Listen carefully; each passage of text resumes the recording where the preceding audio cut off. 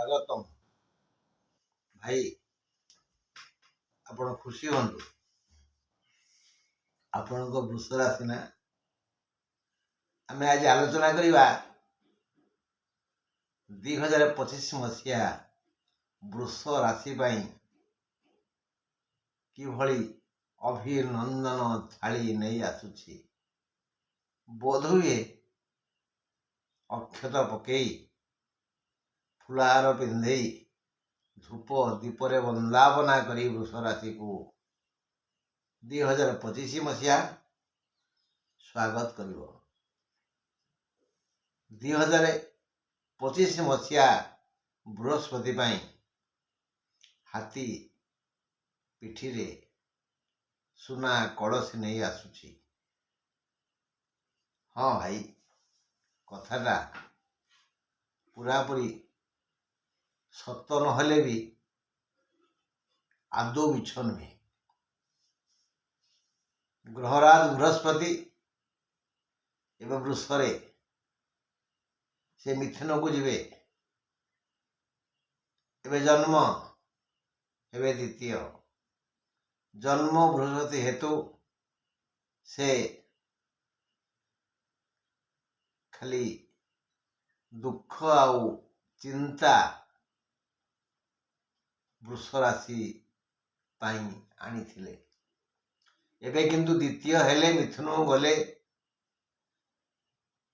ସୁବର୍ଣ୍ଣ ଥାଳିରେ ଅନ୍ନ ପରସିବେ, ରୌପ୍ୟ ଚାମଚକୁ ଦେଇ ଦୁଗ୍ଧ ପୂର୍ଣ୍ଣ ପାତ୍ର ନିରତ ଥୋଇବେ ହସ ହସ ମୁଖ ହୋଇ। ବନ୍ଧୁ, ବୃହସ୍ପତି ଅବଶ୍ୟ ପୂର୍ଣ୍ଣ କଲ୍ୟାଣ କରିବେ। ଶନି ଏବେ କୁମ୍ଭରେ ଯାଇନାହାନ୍ତି ମୀନକୁ, ଯିବେ 25 ମାର୍ଚ୍ଚ 29 ରାତି 40ରେ। ତେଣୁ ବୃଷ ରାଶି ପାଇଁ ଭଲ ଅବସ୍ଥାରେ ନଥିଲେ। ବୃଷ, ମିଥୁନ, କର୍କଟ, ସିଂହ, କନ୍ୟା, ତୁଳା, ବିଛା, ଧନୁ, ମକର, କୁମ୍ଭ ଦଶମ ଥିଲେ। ଏକାଦଶ ହେବେ। ବୃହସ୍ପତି ଦ୍ୱିତୀୟ ହେବେ, ଶନି ଏକାଦଶ ହେବେ। ଶନି ଏକାଦଶ ହେଲେ କ'ଣ ଦିଅନ୍ତି, କେତେ ଦିଅନ୍ତି, ୟା ପୂର୍ବରୁ ତ ଆମେ ଆଲୋଚନା କରିଛେ।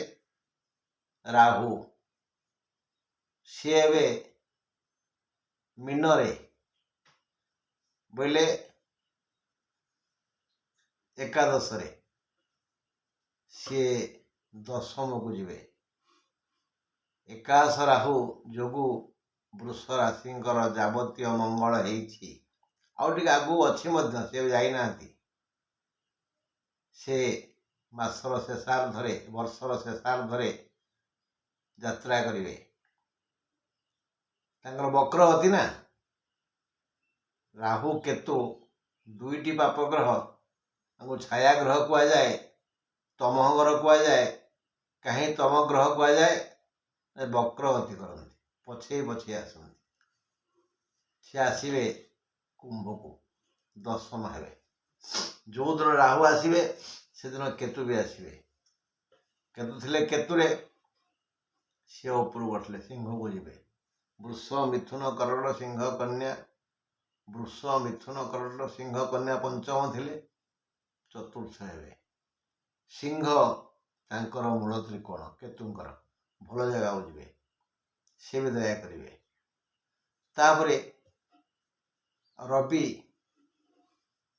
ସମ୍ପୂର୍ଣ୍ଣ ସହାୟ ହେବେ 3 ଥର।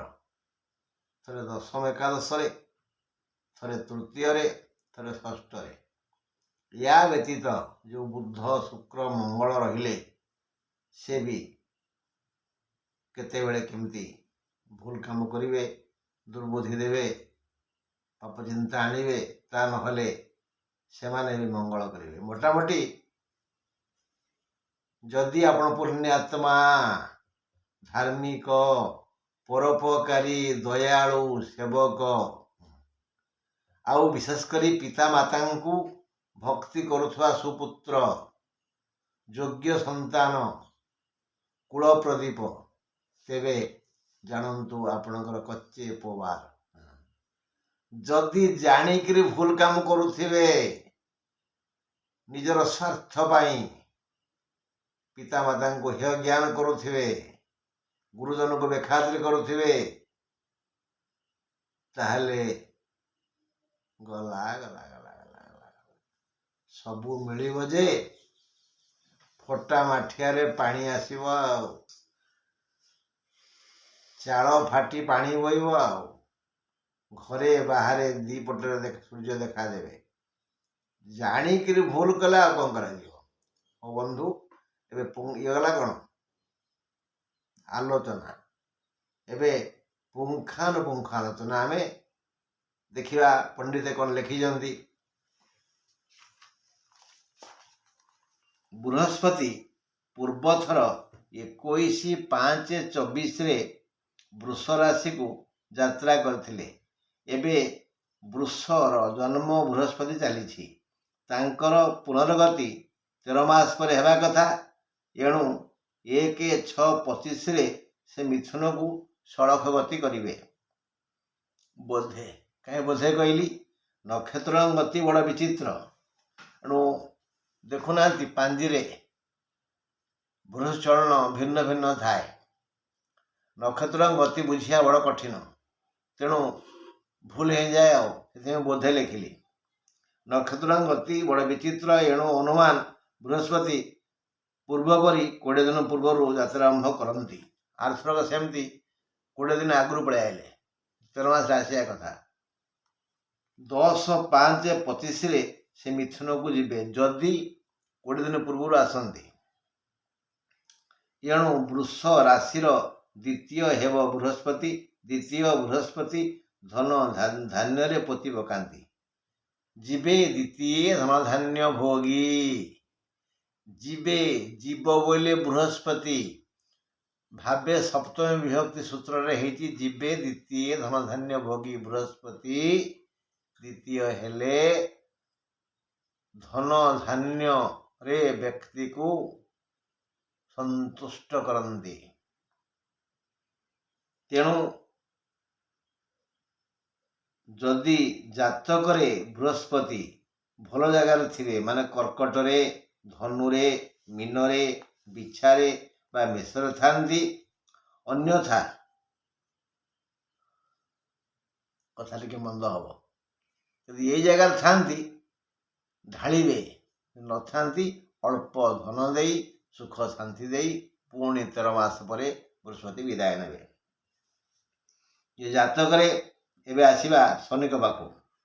ଶନି ଏବେ କୁମ୍ଭରେ, ମାନେ ଦଶମ ଶନି। ସେ 25 ମାର୍ଚ୍ଚ 29 ଭୁଲ କହିଲି ମୁଁ, ହଁ ଠିକ୍ କହିଲି, 25 ମସିହା ମାର୍ଚ୍ଚ ମାସ 29 ତାରିଖରେ ମୀନକୁ ଗଲେ ବୃଷ ପାଇଁ ଏକାଦଶ ହେବେ, ଅର୍ଥାତ୍ ସକଳ ଇଚ୍ଛା ପୂର୍ଣ୍ଣ କରି ସୁଖ ପୁଷ୍ପ ବୃଷ୍ଟି କରିବେ। ଯଦି ଶନି ଜାତକରେ କୁମ୍ଭରେ, ମକରରେ ବା ତୁଳାରେ ଅଥବା ଏକାଦଶରେ, ଷଷ୍ଠରେ, ତୃତୀୟରେ ଥାନ୍ତି, ସେ କଲ୍ୟାଣ କରିବେ, ବହୁତ କଲ୍ୟାଣ। ଯଦି ଏଇ ଘରେ ଏଇ ସଂଖ୍ୟାରେ ନଥାନ୍ତି, ତେବେ ଏକାଦଶ ଶନି ଦୟା କରିବେ ମନ ଖୁସି ପାଇଁ ଯେତିକି ଯାହା ଦରକାର ସେତିକି ମାତ୍ର ଦେବେ। ଯଦି ସେ କୁମ୍ଭରେ, ମକରରେ, ତୁଳାରେ, ଏକାଦଶରେ, ଷଷ୍ଠରେ, ତୃତୀୟରେ ଥାନ୍ତି, ଅଜାଡ଼ି ପକେଇବେ। ନହେଲେ ଦେବେ ଯେତିକି ଦରକାର, ମାନେ ବଳିବନି କି ଫୋପଡ଼ା ହବନି। ତାପରେ ରାହୁ କଥା ବୁଝିବା। ରାହୁ ଏବେ ଏକାଦଶରେ ଶୁଭରେ। ସେ ବୋଧ ହୁଏ 25/5/28 ହେଲା କୁମ୍ଭକୁ ବକ୍ରଗତି କରିବେ। 25/5/28 ଭୁଲ ହେଇଗଲା, ମାନେ ମେ ମାସ 28 ତାରିଖ 25 ମସିହା, ଲେଖାଟା ଭୁଲ ହେଇଯାଇଛି। 25 ମସିହା ମେ ମାସ 28 ତାରିଖ ଏଠି ଲେଖା ହେବା କଥା 28/5/25, କିନ୍ତୁ ପ୍ରିଣ୍ଟିଂ ମିଷ୍ଟେକ୍ ହେଇଯାଇଛି। ସେ 28 ତାରିଖ ମେ ମାସ 25 ମସିହାରେ କୁମ୍ଭକୁ ବକ୍ରଗତି କରିବେ।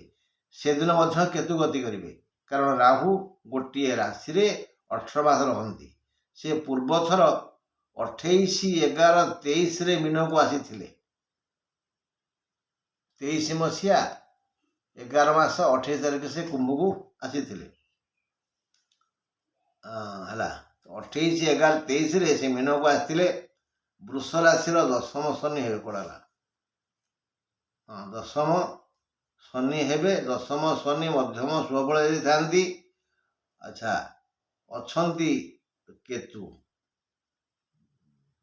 କେତୁ ଅଛନ୍ତି କନ୍ୟାରେ, ପଞ୍ଚମରେ।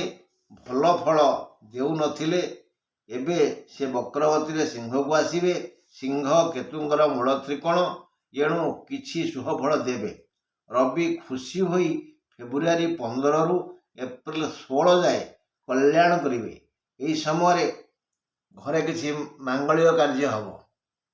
ଅଗଷ୍ଟ 16ରୁ ସେପ୍ଟେମ୍ବର 16 ଯାଏ ଶୁଭଫଳ ଦେବେ। ଯାହା ବାକିଆ କାମ ଥିବ ସେ ପୂରଣ କରିଦେବେ। ଦେହ ଭଲ ରହିବ।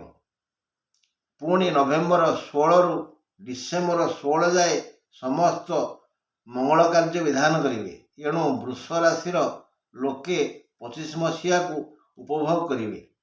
ମାନେ 80%ରୁ ଅଧିକ ଶୁଭଫଳ ପାଇବେ। ଆଉ ବାକି ଯେଉଁ 20% ରହିଲା ସେଟା ହେଉଛି ମିଶ୍ର ଫଳ, କିଛି ଶୁଭ କିଛି ଅଶୁଭ। ଏଣୁ ନାନା ପ୍ରକାରର ଆନନ୍ଦ ସେମାନେ ଉପଭୋଗ କରିବେ। ନାନା ଲୋକ ଅଛନ୍ତି, ନାନା ମତି, ନାନା ମୁନିନା ମତୟସ୍ଥ ଭିନ୍ନା। ସବୁ ମୁନିଙ୍କର ମତ ଭିନ୍ନ ଭିନ୍ନ। Doctor to doctor differ. ଆମେ ପଢ଼ିଛେ, ଜାଣିଛେ, ଶୁଣିଛେ। ତେଣୁ କାହାର ମନ କ'ଣ, କିଏ କ'ଣ ଖୋଜୁଛି, କିଏ ଚାହୁଁଛି ଏଇ ଯୋଗ ସନ୍ତାନ ହେବ, ମୋର ପୁଅ ହୁଅନ୍ତା କି, କିଏ କହୁଛି ମୋର ଝିଅ ହୁଅନ୍ତା କି ଇତ୍ୟାଦି। କିଏ କହୁଛି ଏଥର ଫସଲ ଭଲ ହୁଅନ୍ତା କି, କିଏ କହୁଛି ମୋର ଭଲ ଇନକମ୍ ହୁଅନ୍ତା କି। ତେଣୁ କିଏ ଧନ, କିଏ ମାନ, କିଏ ଯଶ, କିଏ କୀର୍ତ୍ତି, କିଏ ସନ୍ତାନ, କିଏ ବନ୍ଧୁ ଖୋଜନ୍ତି। ତେଣୁ ଯିଏ ଯାହା ଖୋଜନ୍ତି ଏଇ 25 ମସିହାରେ ସେମାନଙ୍କର ସମସ୍ତ ମନସ୍କାମନା ପୂର୍ଣ୍ଣ ହେବ। ନାନା ମୁନିଙ୍କର ନାନା ମତ। ଯିଏ ଯାହା ଚାହୁଁଥିବେ ତାଙ୍କର ସମସ୍ତ ମନସ୍କାମନା ପୂର୍ଣ୍ଣ ହୋଇପାରେ। ଯୋଗ୍ୟ ବରକନ୍ୟା ମିଳିବ ଆଶାୟୀ ପୁଅ ଝିଅମାନଙ୍କୁ। ସନ୍ତାନକାମୀମାନଙ୍କୁ ସୁସନ୍ତାନ ମିଳିବ। ମନସ୍କାମନା ପୂର୍ଣ୍ଣ ହେବ। କୃଷକଙ୍କର କୃଷି, ବଣିକଙ୍କର ବ୍ୟବସାୟ, ଓକିଲଙ୍କର ବୃତ୍ତି, ଡାକ୍ତରଙ୍କର ବେଉସା, ସୈନିକଙ୍କର ଇଚ୍ଛା, ଶାସକଙ୍କର ମନୋବଳ ସକ୍ରିୟ ହେବ, ସଫଳ ହେବ। ଯଦି ଆମର ଶାସକଙ୍କର, ମୁଖ୍ୟମନ୍ତ୍ରୀଙ୍କର, ପ୍ରଧାନମନ୍ତ୍ରୀଙ୍କର, ରାଷ୍ଟ୍ରପତିଙ୍କର ବୃଷ ରାଶି ହେଇଥାଏ ତାହେଲେ ସେମାନେ ଯଶ କୀର୍ତ୍ତି ଲାଭ କରିବେ। ଆମର କମାଣ୍ଡର, ମୁଖ୍ୟ ସେନାପତି ତାଙ୍କର ହେଇଥିଲେ ସେ ମଧ୍ୟ ବିଦେଶୀ ଶତ୍ରୁମାନଙ୍କୁ ବଡ଼ ପ୍ୟାକେଟରେ ଭରି ବୁଲିବେ। ଆଉ ବୈଜ୍ଞାନିକ ମାନଙ୍କର ନୂଆ ଜ୍ଞାନ କୌଶଳ ଦେଶ ପାଇଁ, ବିଶ୍ୱ ପାଇଁ ଏକ ସମୁଚିତ ଆନନ୍ଦ ଆଣିଦେବ। ଗୃହିଣୀମାନେ ଧର୍ମପରାୟଣ ହେବେ।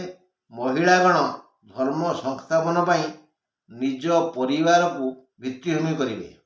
ଗୃହିଣୀ କହିଲି, ମହିଳା କହିଲି, ଆଉ ଟିକେ କହିଦେଉଛି। ଟିକେ ଉପରୁ ଯାଉଛି। ସୈନିକଙ୍କର ଇଚ୍ଛା, ଶାସକଙ୍କର ମନୋବଳ ସକ୍ରିୟ ଓ ସଫଳ ହେବ। ଛାତ୍ରଛାତ୍ରୀମାନେ ଜିଜ୍ଞାସୁ ହୋଇ ଅଗ୍ରଗତି କରିବେ। ଗୃହିଣୀମାନେ ଧର୍ମପରାୟଣ ହେବେ। ମହିଳାଗଣ ଧର୍ମ ସଂସ୍ଥାପନ ପାଇଁ ନିଜ ପରିବାରକୁ ଭିତ୍ତିଭୂମି କରିବେ। ମା ମାନେ ସଂସ୍କାର ଓ ଶାସନ ଶିକ୍ଷା ଦେଇ ନିଜ ପିଲାମାନଙ୍କୁ ଗଢ଼ିବେ ସୁନା କଣ୍ଢେଇ ଭଳି। ମୋଟାମୋଟି ଭାବରେ ଆବାଳ ବୃଦ୍ଧ ବନିତା, ଜାତି, ଧର୍ମ, ବର୍ଣ୍ଣ ନିର୍ବିଶେଷରେ ଭିନ୍ନ ଭିନ୍ନ ବୃତ୍ତିରେ ସମସ୍ତଙ୍କ ପାଇଁ ବୃଷ ରାଶିର ଲୋକମାନଙ୍କର ମନସ୍କାମନା ପୂର୍ଣ୍ଣ ହେବ। ଜୟ ଜ୍ୟୋତିଷ। ହଁ ବନ୍ଧୁ, ଆପଣମାନେ ସୁଖରେ ରହିଲେ ମୋତେ ଭୁଲି ଯିବେନି। ମୁଁ କୁଳମଣି ପଣ୍ଡା। ମୋର ଫୋନ୍ ନମ୍ବର 8093355583। ଯଦି କିଛି ଆବଶ୍ୟକ ମଣିବେ ତାହେଲେ ମୋତେ ଫୋନ୍ରେ ଯୋଗାଯୋଗ କଲେ ମୁଁ ଚେଷ୍ଟା କରିବି ଆପଣଙ୍କର ସେବା କରିବା ପାଇଁ। ଆଉ ଯଦି ଉଚିତ ମନେ କରନ୍ତି ତାହେଲେ ସବସ୍କ୍ରାଇବ୍ କରିବେ, ଲାଇକ୍ କରିବେ। ରହିଲି, ନମସ୍କାର।